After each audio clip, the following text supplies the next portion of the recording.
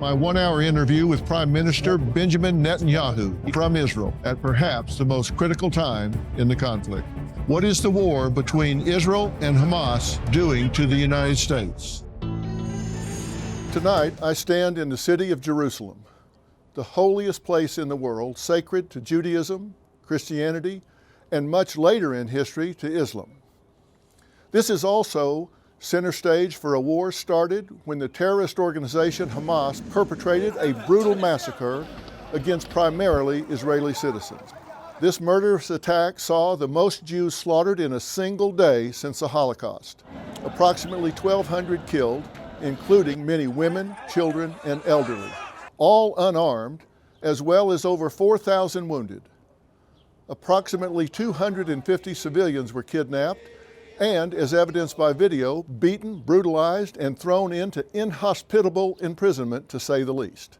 It's believed that there are still 132 hostages currently in Hamas captivity, although it is unknown how many are actually alive. This war is between Israel, the Jewish homeland, and Hamas, a terrorist group that has taken over the territory known as the Gaza Strip, which Israel gave up in a goodwill effort for peace in 2005. Occupied by Palestinians, many of whom willingly harbor the terrorists or are at least sympathizers. Others are clearly trapped in a bad situation. This unprovoked October 7th genocide and Israel's predictable response is also dividing the world, as evidenced by the out-of-control protests seen on too many college campuses across America. I was present on the UCLA campus recently speaking with Jewish students and Israeli Jewish students throughout the day and for the takedown of the pro-Palestinian encampment late into the night. Masquerading as exercising their right to free speech, these UCLA protesters, along with others on campuses across the nation, have resorted to threats, intimidation, and physical assault to suppress pro-Israeli counterparts. Going even deeper into the roots of this story dominating the world stage, tonight I sit down for a no-holds-barred, in-depth interview with Israel's Prime Minister Benjamin Netanyahu, unedited and commercial-free from Jerusalem. An interview taking place at perhaps the most critical time in this conflict, a conflict with implications the world over. Prime Minister, thank you for doing this. My pleasure. Welcome to Israel. Well, I'm so proud to be here, and I've been spending a lot of time talking about Israel, so to be here and to have the honor of sitting with you is amazing. How do you think the Israeli people are holding up 7 months into this conflict? They're holding up incredibly well. They're very strong. They're united. They understand that we face a genocidal enemy that we have to defeat in order to assure our future. It's not only Hamas monsters that we face the whole Iran terror axis that openly declares its goal to destroy everything you see around it, to destroy us, to effect another Holocaust, and that's not going to happen. We have the strength of ages here. Well, I want to talk about that and talk about Iran in a minute, but when we talk about Hamas, we're clearly talking about a terror group. This is not a government, it's a militia, a terrorist group. Yes, there are also terror governments like Iran, but this is a smaller version. In its charter it says, kill every Jew on earth, everywhere you find him. If a Jew hides behind a bush, find him, kill him. It's actually said that in the charter. I've read the charter and it does say exactly that. Said exactly that. And these people are particularly brutal and savage. I mean, what they did on October 7th is incredible. They murdered innocent men and women. They raped women and beheaded them. They burned babies alive. They took hostages, men, women, little boys, babies. And then they broadcasted it live, GoPro. They were proud of their, of their savagery. I have to say that this is the worst savagery that the Jewish people experienced since the Holocaust. Well, there were certainly more Jews killed that day than since the Holocaust in one day. In one day, you're right. And which is stunning to me how short the memory is for what happened that day in the media in terms of what's going on, and I want to change that. I want to remind people, and I don't want to be sensationalistic about it, but I want to remind people the brutality of what happened that day. And along those lines, I have a question.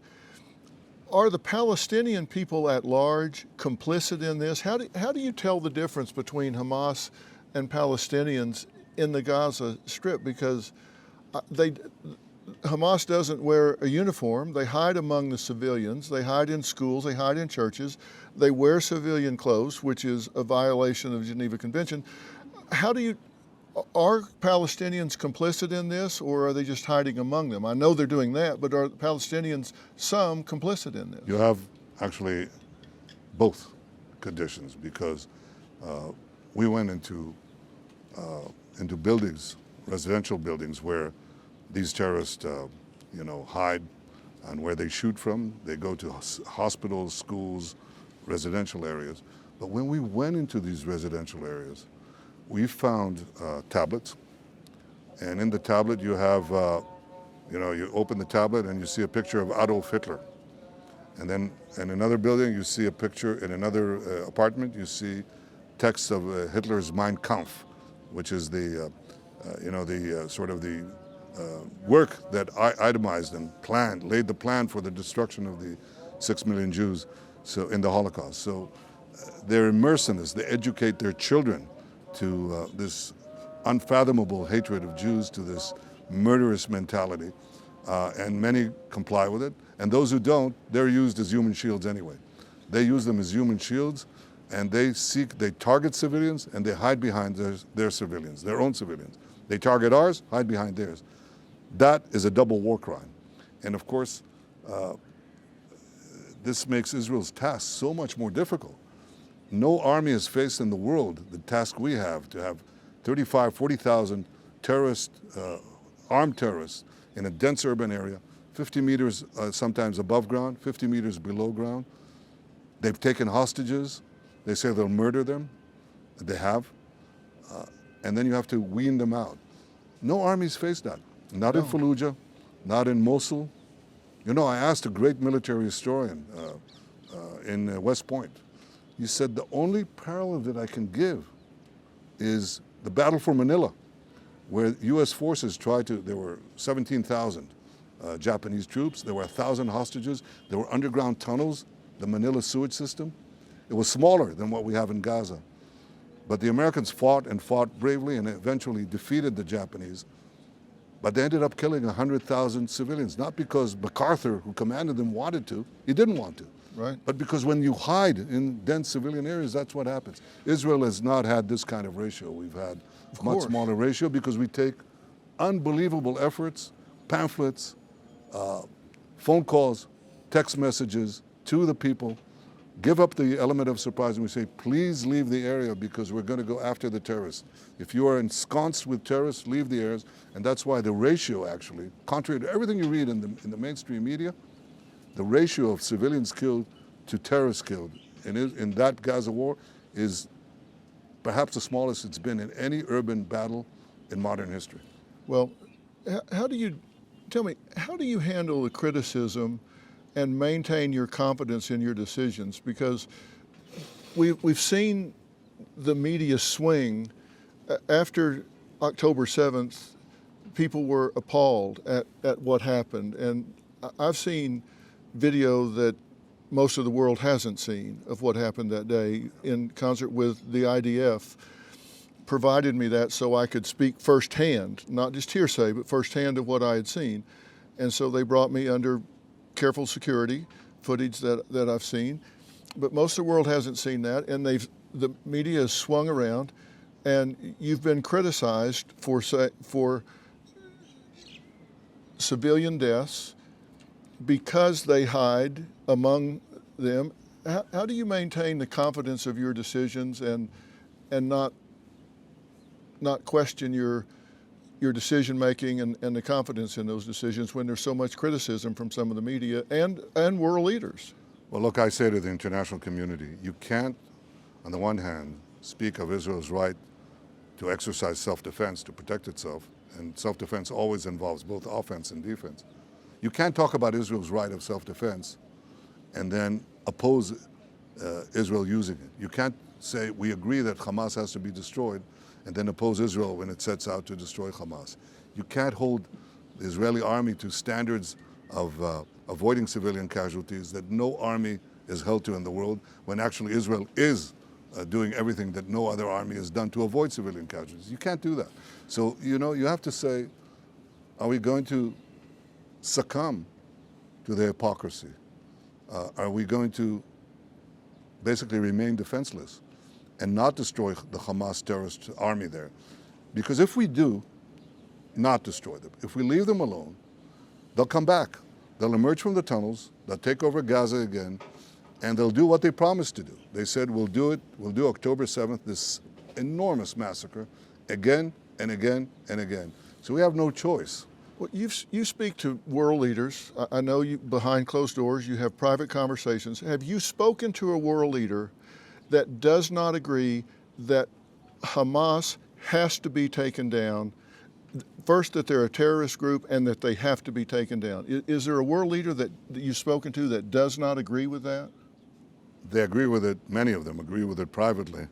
And then when they're faced with the, the pressure of all this propaganda, all this madness in the campuses and in the various capitals of the West, they begin to fray, some of them.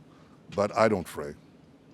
I have to do what we have to do to protect ourselves and to make sure that these atrocities are not repeated. People should know what these atrocities were. You know, I went a few days after the massacre, I went to one of the communities right next to the Gaza Strip where these monsters entered. They found there a dark room, and they saw a cluster of forms in the darkness. And when they lit the room, they found a family burned to death, crouched like this. You have the mother and the father trying to protect their two little children, and the grandfather on top of them, all burnt. There was these monsters, when they came into the homes, one of the mothers wanted to hide their children, like Anne Frank, in the attic. So there was a secret attic, and these savages came in, killed the parents, found the latch where these two little children were hiding with terror in their eyes, and they came in and they slaughtered them.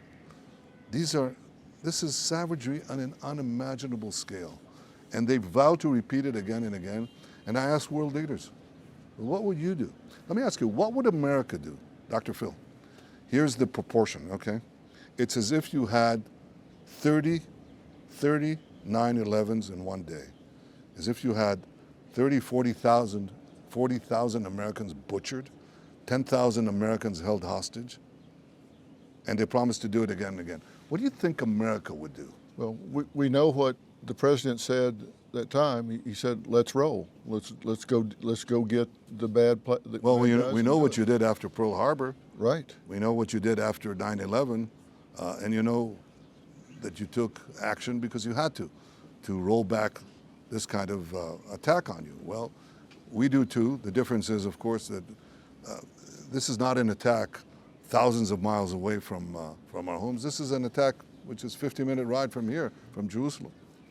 What do you say when, I've been very outspoken about what's happened on these campuses. I'm shocked. I say it's just, they're fostering intellectual rot. They are not teaching critical thinking among these young people. And what do you say when they characterize what Hamas did as resistance, not as an invasion? Well, Hamas openly declares its goal to wipe out everything you see around here, to kill every man, woman, and child in Israel, to destroy the state. That's not resistance. That's naked, brutal aggression. That's their doctrine. Iran is saying the same thing. Our goal is to destroy Israel. We're the small Satan, by the way. Their goal is to destroy you. You're the big Satan. We're just standing in their way, and they're right. We're not merely protecting ourselves. We are. But in so doing, we're protecting all of free civilization, all of Western culture, they want to erase it. They want to tear it out. So what I always feel is that we can't kowtow to these fashions. And what is happening on American campuses and American cities, you got, first of all, you have a lot of ignorant people there who's, I'm sorry to say, whose sense of history at best goes back to breakfast, not even that. Okay, they don't have the faintest clue what Hamas is. You know, I saw Gays for Gaza. You hear that? I've seen the banner. Yeah, if you're gay and you're in Gaza, you're going to be shot right through the back of your head. What I've said is march that banner into Gaza right. and see or how far you get. women for Gaza. Look at the state of women there. They're chattel. They talk about from the river to the sea. Here's the river. The river is right there, the Jordan River. Right. The sea is a few miles from here. That's Israel. When they say river, from the river to the sea, that's wipe out the state of Israel. Yeah. They're supporting genocide. Now, this is a sorry state of American higher education, including the schools where I went to. I went to one of them. You know, when the president of a university is asked, well, what would you say if somebody calls for the genocide of Jews? And they say it depends on the context. No, it doesn't. No, it doesn't. But it tells you that there's a deep rot, as you say, and a bankruptcy there. And unfortunately, it's translated to these people. But they're also, a lot of these people are also manipulated. They don't even understand that they're being organized systemically by groups that are not merely opposed to Israel. You look at what they're doing. They burnt, I saw this yesterday, amazing. They burned American flags in one campus. In another campus, I think in North Carolina or South Carolina, I'm not sure which, they tore down the American flag, raised the Palestinian flag, while they're chanting death to Israel, death to America. And then something happened. American students took down the Palestinian flag, raised the American flag, and protected it. Right. And I was deeply moved by that. Yes, and that emphasizes, Dr. Phil, what I'm trying to say here. It's not merely our battle, it's your battle. It's the battle of democracies. It's the battle of civilization against barbarism. And we're on the front line, and we're not going to give up. It is our battle, and we don't want you to give up. And I want to say very clearly to everyone watching this, everyone in Israel that is watching this and around the world, that what you're seeing on these campuses is not reflective of the vast majority of American people. These are the shrill voices. This is the tyranny of the fringe that is hijacking a narrative, and they may be getting the camera because of their extremism and getting the microphone, but the vast majority of American people, and a lot of these are my audience, don't agree with that. They stand strong behind Israel. They recognize that you are our ally and that this will not stop with Israeli Jews. It will not stop with American Jews. It will then become Westerners, and that we're all in this together. And I've said loud and long, you know who your friends are when you see who's coming in the door when everybody else is going out, and America needs to come in the door here when everybody else is going out. And most of Americans, that vast majority of the 70% in the middle, feel exactly that way and stand strong behind Israel. And they've said, what do you expect when you sit down with the Prime Minister? And I said, well, listen, don't let the suit fool you. This gentleman has been in the IDF twice, been 5 years the first time, injured multiple times, correct? You were back in 73 for the second time, and you lost your brother at Entebbe. So sorry for that. He was the only one killed because he was the last one on the plane, right? He was first to lead his men in this rescue mission of hostages, by the way. Held by Palestinian and German terrorists in Uganda. And he commanded the rescue force that liberated 103 hostages, unfortunately. And it went very well. One, it was successful, but there was only one military casualty, and that was him. He led the force. He went first, so he fell first. And then you headed up the Anti-Terror Institute in his name in 1978. So you know the players, is my point. You've been in the military, and then you know America because you did come and study at MIT. Yes. And got your architecture degree and management studies as well as a master's degree. So you know America. Oh, yeah. You know what's there, and you know the players here. And is it true that you are the youngest prime minister? Not now. Not now. I've been around a long time. Yeah. But yes, I was elected when I was 46, which Yeah. is still the youngest, but And say the the longest serving. yes. So, and that's what I mean when I say you know the players here. I know also our Arab neighbors, and we have quite a few who are, I've made 4 peace deals with the help of the United States, with the help of the President Trump and his team. We expanded the circle of peace from Jordan, which is right behind these hills, and Egypt, to include 4 countries, the United Arab Emirates, Bahrain, and Morocco and Sudan. And I know that many of these leaders, even though they won't say so publicly, would like to see us defeat Hamas because they understand that not only does Hamas and Iran that backs it want to destroy Israel and are targeting America, they're targeting them too. So they're sort of in between a rock and a hard place. They don't always say it. But I think the future of peace in the Middle East depends on this victory. Because if they're victorious, or if they're not defeated, which is the same thing, then there's no hope for the moderates. There's no hope for the Western allies. There's no hope for the bearer of our common values here, which is Israel. So we have to win for ourselves, but also for civilization. Well, trade hats with me for a minute here and look at the psychology of this. What did Hamas hope to gain on October 7th?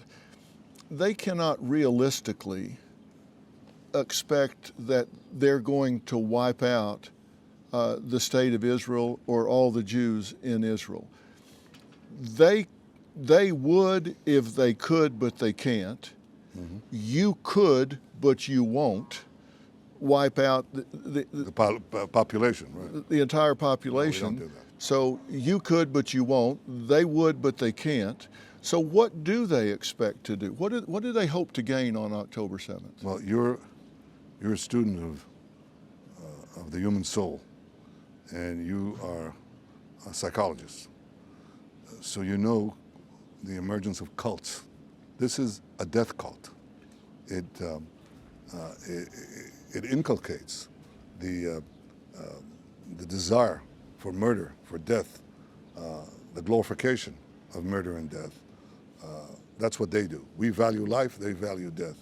So they teach their children, their teens, their people, that the greatest thing that they can do is murder Jews and Israelis. And to do that, it's an uncontrollable urge. You know that human behavior is sometimes it's rational, but often it's guided by irrational impulses that dominate a group, that dominate a nation. It could happen. It happened in the Holocaust. It's exactly what happened. Right. Hitler took over this thing, inculcated German youth and inculcated the entire people of Germany with this extraordinary hatred, began with the Jews, this anti-Semitism, and then exploded to the entire world. And by any rational calculation, they would lose if they figured it out from the start. But they did it anyway. Here, there's an attempt, as you said, the goal is the same goal, the annihilation of the Jews. The capability is not the capability. Because 40 years ago, or 75 years ago, in the Holocaust, we were absolutely defenseless. So the Jewish people went up in the flames of the Auschwitz gas chamber. Now, we're facing an enemy that wants to achieve exactly the same goal, but now we can defend ourselves. We have the Israeli army, we have our brave soldiers, unbelievably brave. By the way, men and women, unbelievably brave, so we can push them back. The difference is not in intent, the difference is in capability. And that's why we're committed to defend ourselves, because if we don't, then there are other forces around us. Hezbollah, that's in an Iranian proxy in Lebanon, not very far from here. The Houthis in Yemen, militias, extreme Shiite radicals in Iraq and in Syria. If we don't win here, that noose of death will surround us. So we know we have to win here, as we know that we have to hold back Iran's plans to achieve nuclear weapons. These are our two greatest goals. When I looked at all of the video that I saw Hamas pushing out, there was a disproportionate number of videos with them violating Israeli women. A disproportionate number. It was like the message they wanted to send was, you can't protect your women. Like, we want to insult you at every possible level. Is that just psychological warfare on their part, trying to send the message that it is the worst possible message? It was disproportionate how much they showed of that over and over again, which is the ultimate in cowardice in what they're showing, but it seems like it was intentional. Well, it was, but it was coupled even, as I said, with the beheading of the women they raped, which is, you think about that. What is this monstrosity? And they're proud of it. I think that the interesting question I'd ask Dr. Phil is, where are all the women's organizations? Where are they? Why don't they speak up? How could they face this brutality and just be quiet and maybe issue a perfunctory statement when they're forced to? But this is, the whole attitude to Israel here is absurd, because yes, we've killed about 14,000 terrorists. Unfortunately, because of the fact that they use the human shield, they're a slightly bigger number, about 16,000 civilians that were killed in the places where the terrorists won't let them leave. Hamas stops them at gunpoint, because for us, every civilian is a tragedy. Every civilian death is a tragedy. For them, every civilian death is a strategy. So when you look at the numbers around us, in Syria, in Yemen, in Iraq, millions of people were killed, Muslims. Millions were uprooted from their homes. Where were the protests? Where were the demonstrations on US campuses? Where is it? And the answer is, it's nowhere, because it's not directed at what we do. It's directed at who we are. It's an anti-Semitic explosion that threatens all of civilization. And why is that, in your opinion? Anti-Semitic activity has gone up 360% in America since October 7th, and it was already high before October 7th, and it's gone up 360%. Why? Well, because I think it's a fusion of radical Islam and the ultra-anarchist left. It's fusing together. The only thing they agree on is that Israel has to be destroyed and America has to be destroyed. And that I think is something that, you're right, is rejected by the mainstream Americans. By the way, the polls bear you out. I mean, I see this tracking poll by the Harvard-Harris tracking group, polling group, and they show this. And they show 80% of Americans, when you ask them, do you favor in this conflict Israel or Hamas, 80% say Israel, 20% say Hamas. It hasn't budged by a percent. It's just steady. And of course, you wouldn't know that because 90% of the coverage in the media is negative. I think by and large, the American people understand, actually they understand what the terrorists say, or what these Hamas and Iran say about us. They say, Israel is a small America. We are you and you are us. Now that's why they hate us both. And in many ways, I think the majority of Americans across most of the political divide understand this. And I'm grateful for that support, obviously. Let's talk about the hostages. You've said on many occasions, and when you've talked about the Palestinian deaths of civilians, I read people. My job is to read people. I've looked at the empathy in your face and heard the empathy in your words. And I've never seen anyone warn, we're getting ready to attack here. Millions of leaflets, text messages, phone calls, announcements. I've never seen anybody go to that length to protect a civilian population. It's unprecedented in the history of war. But you have gone to that lengths to protect. People seem to not pay much attention to that.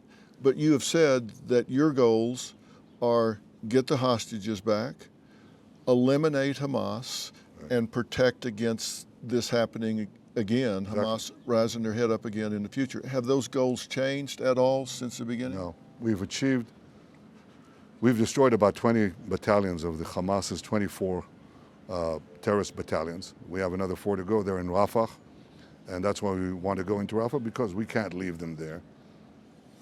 Basically, what they're trying to do is extort, blackmail us to leave Gaza, leave them in place, these battalions, and leave their leadership in place, and then they go in and take over Gaza again and do it again. They'll rape, they'll kidnap hostages, and they'll murder again and again and again. So we don't want that. That's why we have to achieve victory. And that means that we have to destroy all these battalions, which we will. We face very strong opposition to that, but we're going to overcome it. The second thing is releasing the hostages. We released up to now about more than half, and I'm committed to getting every last one. I just met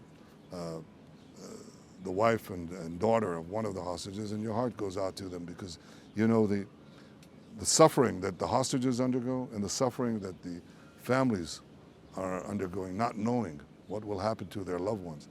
And so we'll do everything we can to get them back. I'm committed to that. Well, I've met with some of the hostage families today, and of course that's their number one priority, is getting them back.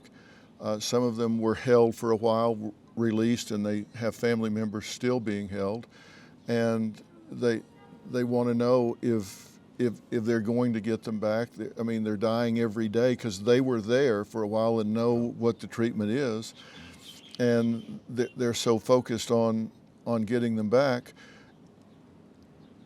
Are the heads, the strength of Hamas focused in Rafah now? Yes. These aren't just any battalions, or these are the remaining battalions. But it's just imagine what would happen if the Allies went into Germany after the horrors that the Nazi regime did after its attack on Britain and all the other things that we saw, the conquest of Europe. So now they start rolling them back. They go into Germany, but they don't complete the job. They leave a quarter or 20% of the German army intact, of the Nazi army. They don't go into Berlin. They don't finish the job. You know, history would be different. Nobody believes that that could be done. But when people are telling us, don't go into Rafah, that's what they're telling us. Leave them intact. And then the thing repeats itself again and again. So I think right-minded people, rational-minded people understand that we don't have a choice. But there's strong opposition. I've said in the Holocaust memorial service that we had the other day, I said in the Holocaust we stood alone, but we were defenseless. And today, if Israel has to stand alone, we'll stand alone. But we also know we're not alone, because we have so many decent people everywhere who do support us, who do understand the truth. And we will defeat our enemies, and we will secure our future. There was a headline in an American newspaper today that said "betrayed," and it had a picture of President Biden and a picture of you.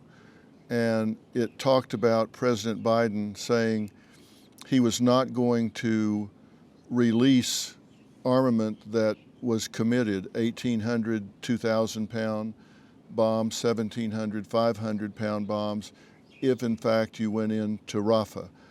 And so the headline was "betrayed." And then in an interview on CNN, he said, I'm not going to do that because they're using these bombs to, quote, go after population centers. It's just wrong. And I don't know if that's what he meant to say or not say, but you're not using bombs to go after population centers. You're using bombs to go after Hamas. That's right. Who's hiding.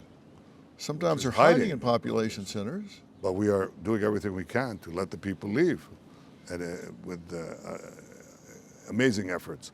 But I think also that this is precision precision weapons. So, in fact, if you want to avoid civilian casualties, you need these weapons rather than imprecise weaponry. But I think beyond that, look, I've known Joe Biden for many years, so 40 years and more. We often had our agreements, but we've had our disagreements. We've been able to overcome them. I hope we can overcome them now, but we will do what we have to do to protect our country, and that means protect our future. And that means we will defeat Hamas, including in Rafah. We have no other choice. Well, these leaders that you're talking to that behind the scenes agree, but do they agree that Hamas has to be stopped now and completely 100% eradicated? Some of them do, yes. Some don't? Well, some of them openly say that when they talk to, they don't openly say that in the public sphere, but they openly say it to us. They say if you don't destroy Hamas, that means that the Iranian Axis will have a victory and we're next. And in many ways, all our free societies are next. Because if Israel is pushed not to destroy Hamas because of this tactic of using human shields or other considerations, then every democracy will be imperiled. So, I've said we'll fight if necessary. I've said we'll fight with our fingernails. I assure you, Dr. Phil, we have more than fingernails. Well, and we will be victorious. Clearly.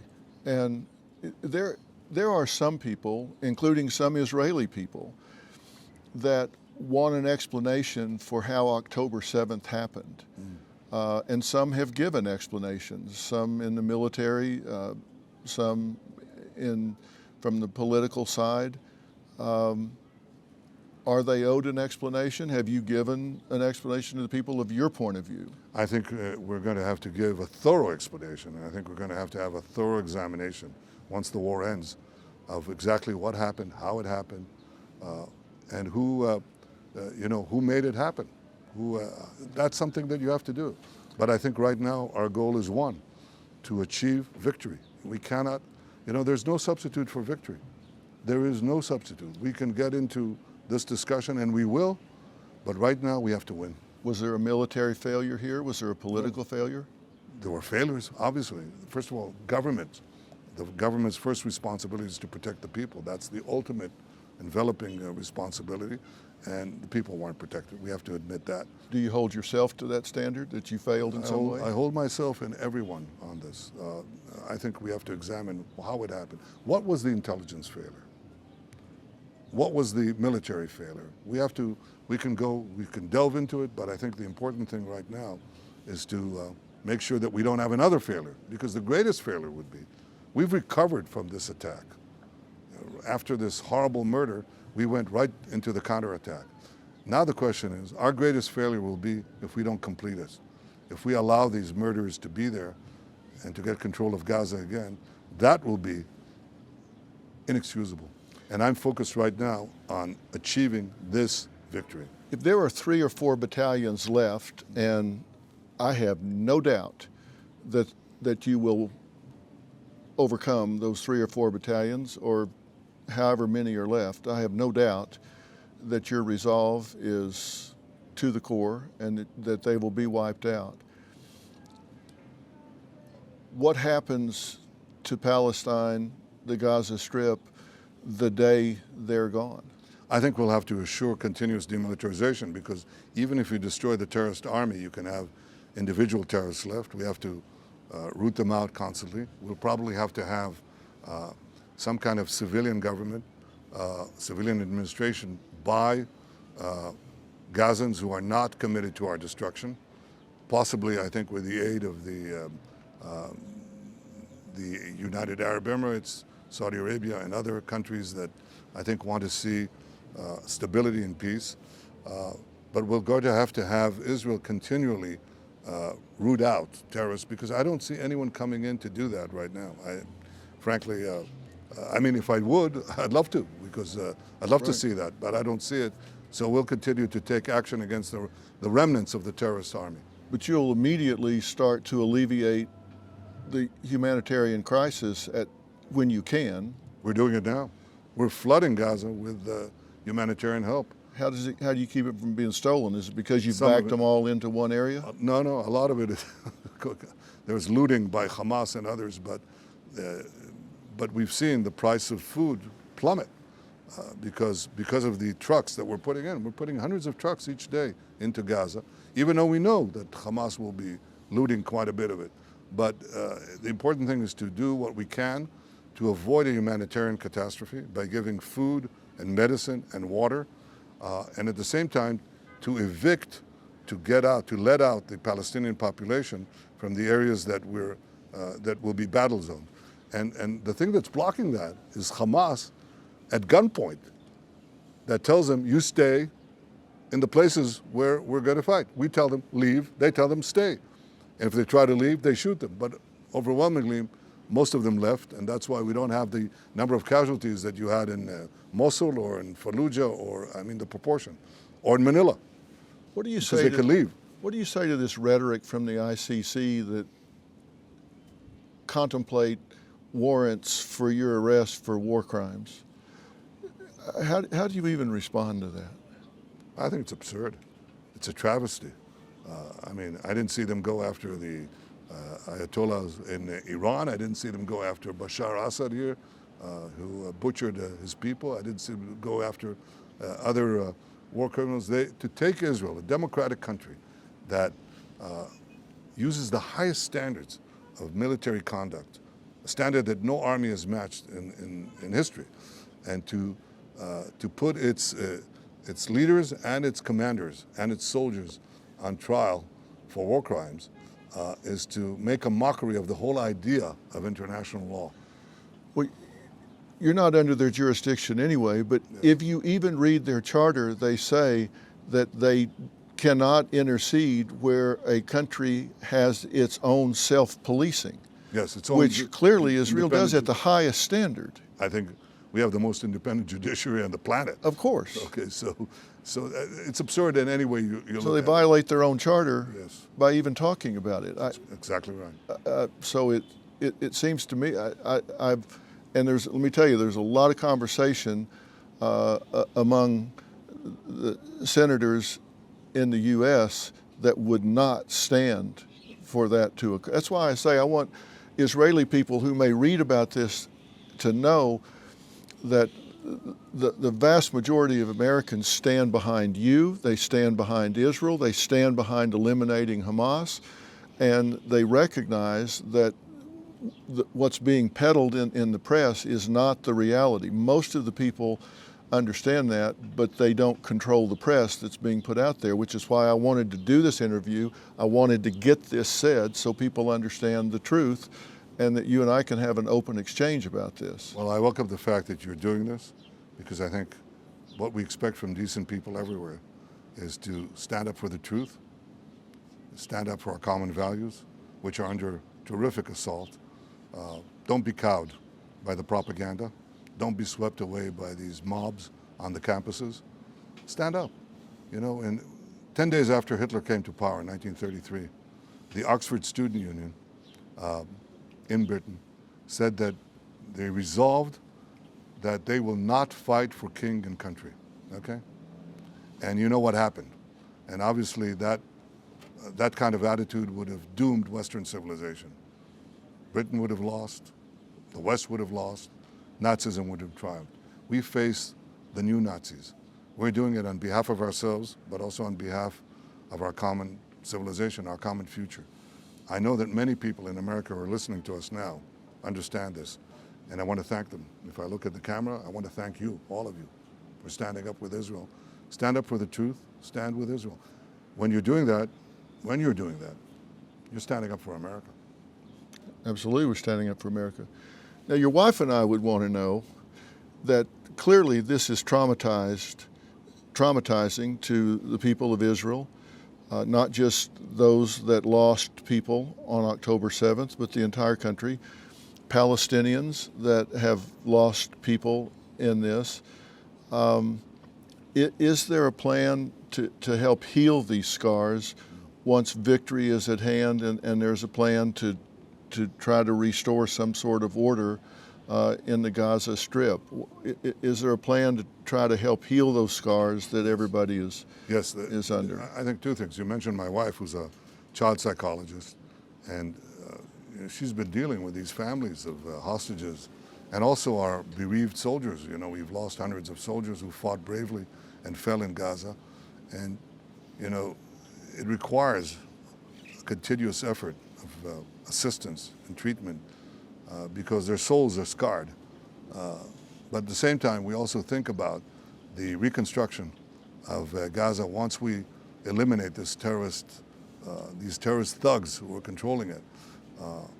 Basically, they've hijacked Gaza. They've, they kill anybody who just raises even the possibility of opposing them. They just wipe them all, put a bullet in the back of their heads. So, yes, there is a different future. It can be achieved, but that different future goes through one word: victory. And unfortunately, I have to go back to managing the war. So I'm going to, again, thank you for coming here. I want to point out that we're looking at the city of David. That's the original Jerusalem, which is there nestled between those hills. And this is where the Jewish people established our capital 3,000 years ago. So we've been here a long time, and we intend to stay. Yeah, and I'm so moved by seeing all of this, and I think people should know that there's an Arab population living right here. It's a village right here. Right here in this village. These are the houses you see here, next to the Jewish houses right here. And that's something that is so amazing about Israel, that you are so inclusive and so diverse in everything here, and people, I think, don't realize that. And as I've driven through the city since I've been here, hostage posters are everywhere. This isn't off the radar at all, and it's your number one priority of getting these hostages back. We'll get them out. Dr. Phil, thank you. Prime Minister, thank you for taking the time to sit down with me. It means a lot, and America is paying attention to this. Don't listen to just the shrill voices from the fringe. We're behind you. Thank you, and thank you, America. It was a true honor to sit down with Israel's Prime Minister, Benjamin Netanyahu. I appreciate the time he took to speak to me and to tell me the truth about the horrors of what is really happening. In the coming days, we're going behind the images that are seared in so many minds. I will be visiting the Nova Festival site, where you've seen video of young people being taken away by terrorists on motorbikes, and bodies of young women wearing flowers in their hair, strewn on the ground after being mowed down in a hail of bullets as they ran for their lives. All they wanted was peace, but their spirits stand for hope. I will also travel to a kibbutz where families were destroyed. Parents and children witnessed each other being mutilated, tortured, raped, and murdered. We all need to see these places to bear witness to the truth, so the unfathomable evil that was perpetrated upon Jews is never allowed to happen again anywhere in the world. I will also be sitting down one-on-one for very delicate interviews with families of hostages still in captivity, and some who were kidnapped, subsequently released, but still have husbands being held in the most brutal of conditions. Edon Alexander, 19, Sagi Dekel Hin, 35, Hirsch Goldberg Poland, 23, Omar Nutra, 22, Keith Siegel, 64. Thank you for watching, and thank you for caring. Good night.